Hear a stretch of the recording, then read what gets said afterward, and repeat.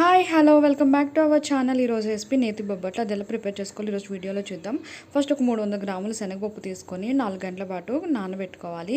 నానబెట్టుకున్న శనగపప్పుని కుక్కర్లోకి తీసుకొని వాటిని 1.5 గ్లాస్ వాటర్ వేసి ఒక 6 విజిల్స్ వచ్చే వరకు మనం కుక్ చేసుకోవాలి. కుక్ చేసుకున్న తర్వాత ఒక 300 గ్రాముల బెల్లం కూడా యాడ్ చేసుకొని ఇలా ఈ కన్సిస్టెన్సీ వచ్చే వరకు మనం కుక్ చేసుకోవాలి.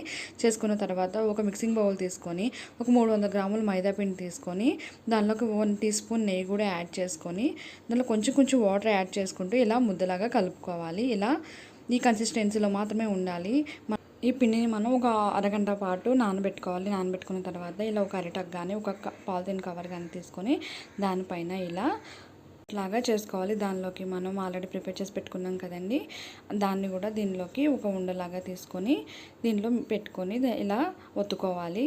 బొబ్బట్లాగా నెయ్యి వేసుకొని 2 వైపులా బాగా కాల్చుకోవాలి. చాలా టేస్టీగా చాలా బాగుంటాయి. Thanks for watching.